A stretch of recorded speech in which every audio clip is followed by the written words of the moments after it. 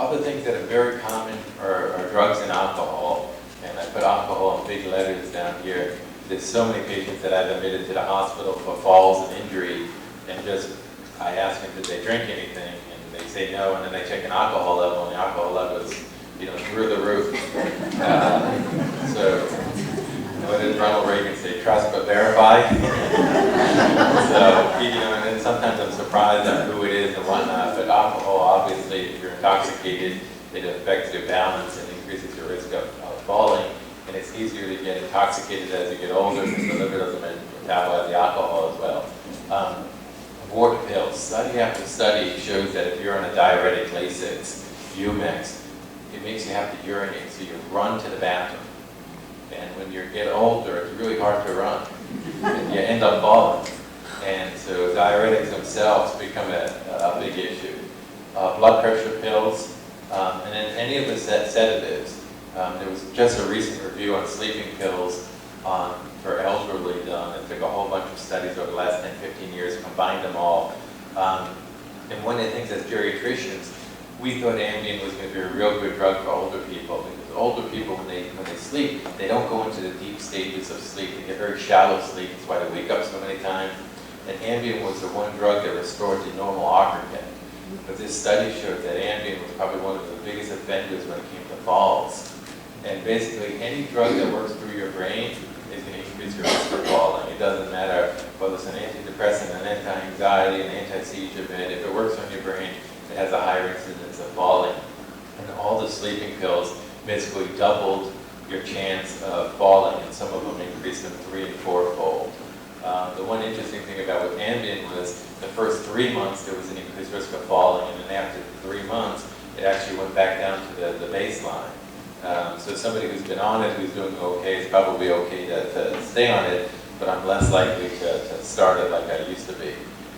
Psychotropics are the medicines that we use for agitation, very common in Alzheimer's.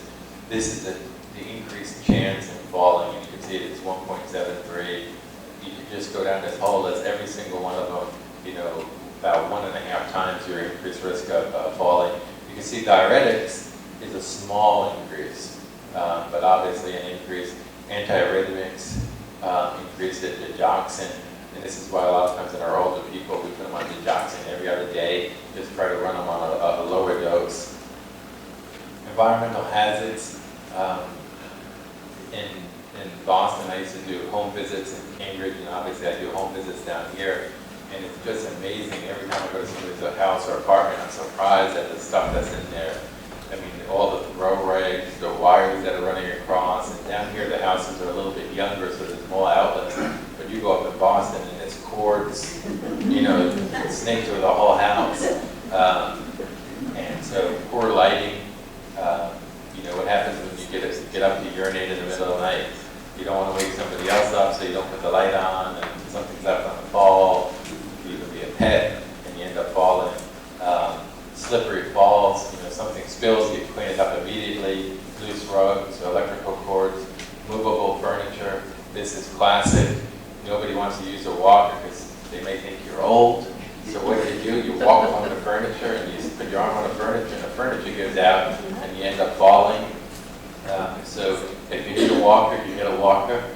You don't want to fall. Stairs, less of an issue here. And poor fitting shoes. One of the things I noticed when I was looking around is there's so many more women here than men. And women keep shoes for 80 years. And they don't fit very well, and their feet are sliding around, and then they wonder why they fall. And then I tell them they should get sneakers or a nice comfortable shoe, and they tell me about how it's not fashionable. And so it's a fine line, but shoes are a big thing. If your shoes don't fit good, you're going to fall. This was a picture that we had taken up in Boston. This was going down to one of the subway systems. Who would like to walk down those stairs? So you can understand how somebody would fall there. The problem with falls is they're always going to be multifactorial. It's very hard to find one thing that caused somebody's fall. And every now and again, somebody has a mechanical fall. They slip over a wire, they slip over a rug, and you can figure it out.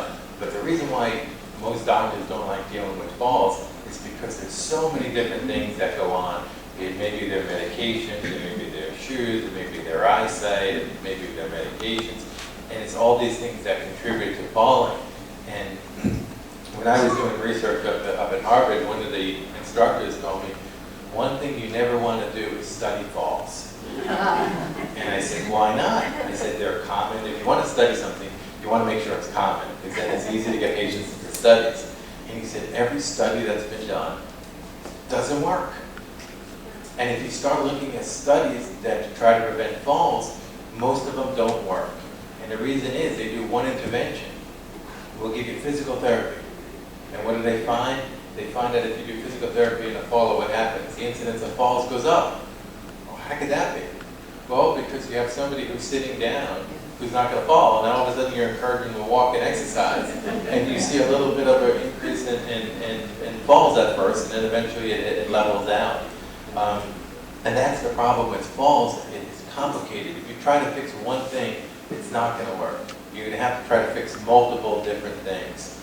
And when you look at risk factors, when you look at how many of them happen, most of the people who have falls have more than 4 risk factors for falls.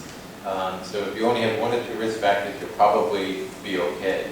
We ran a fall clinic up in Boston, and the way we did it was we basically did a comprehensive assessment, going through all the different risk factors, and then trying to figure out which ones you could modify. And so if we just look at the biggest risk factors, number 1, if you have muscle weakness, you increase your chance of falling 4.5 times. So muscle weakness is number 1. The second thing is if you've fallen once, you're going to fall again. So a history of fall is also very predictive. And then if you have problems with the way you walk, and then if you have problems with your balance, and then if you use an assisted device, so if you're using an assisted device like a walker or a cane, it means you either have an arthritic condition, an orthopedic condition, or a balance issue. So that itself increases your risk. If you have problems with your vision, and if you went around this room, I bet some of you are adding up quick and you have 2, 3, 4 risk factors. I'm going to go out and cook my foot. And next week we'll talk about depression. So arthritis, then you look at impaired ADLs, and these are your ability to brush your teeth, wash yourself, the things you do every morning to get ready. Depression, being depressed increases your risk of falling. Cognitive impairment increases your risk, but if you notice, memory issue by itself wasn't as big as some of the other risk factors we've talked about. And then being over the age of 80 increases your risk of falling. And so if you have 4 of these, that's the vast majority of people who are falling.